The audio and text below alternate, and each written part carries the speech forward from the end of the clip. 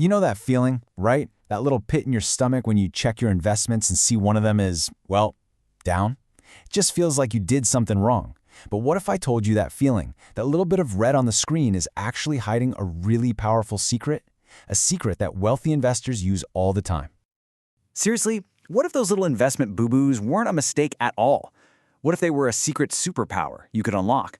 A way to actually save money and make your whole financial life healthier? It sounds kind of backwards, I know, but stick with me, because this is a real thing the pros do and you can too. So, to really get this, let's stop thinking about investing as a scary spreadsheet. Instead, I want you to picture your portfolio as your very own personal money garden. You've planted all these different seeds, right? Stocks, maybe some funds, and you're helping them grow. Some of your plants are totally blooming. Those are your gains. But, some others might be looking a little wilted, and those are your losses. Now, any good gardener will tell you that sometimes you gotta prune the plants that aren't doing so hot. It actually helps the entire garden get healthier. But when it's our money garden, oh man, that is so hard to do. Why does it feel so awful to sell something that's lost value?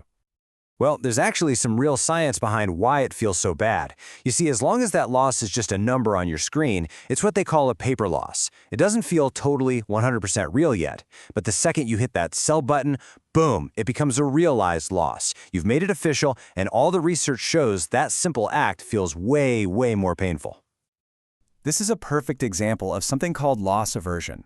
Basically, science has shown that the pain of losing something feels about twice as strong as the joy of gaining the exact same thing.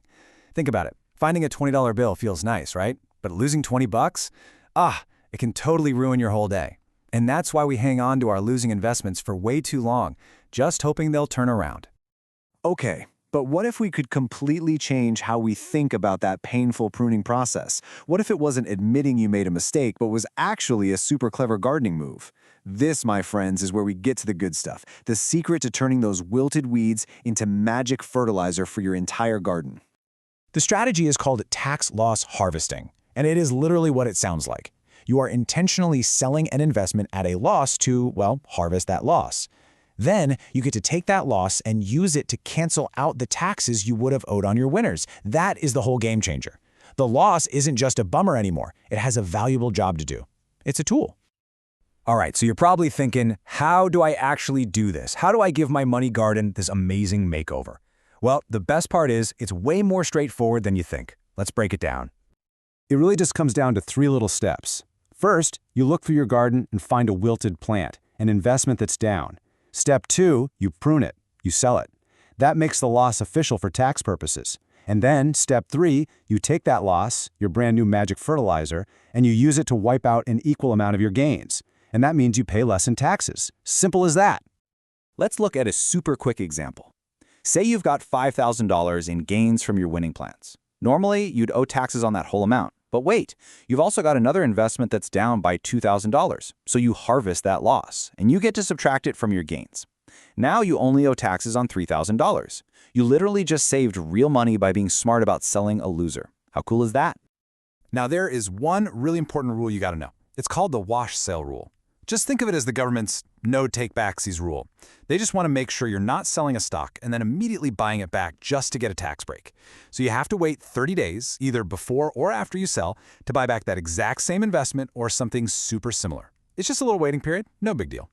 So when you pull this all together, what does this actually mean for you and your financial future? Because this isn't just some nifty little tax trick. It's a total shift in how you look at your investments and the normal ups and downs of the market. You basically unlock a whole new set of financial superpowers. You get to lower your tax bill, for real. You start to see market dips not as something to panic about, but as an opportunity to harvest. It forces you to make smarter, less emotional choices. And really, it just helps you keep your entire money garden healthy and growing strong, which puts you in the driver's seat. You feel like a financial genius, because you are. So, the next time you open up your portfolio and see a little bit of red, don't let that sinking feeling take over. Instead, I want you to ask yourself this question. Take a look with these new eyes, because that thing that looks like a weed today, it might just be the treasure that makes your whole garden bloom tomorrow.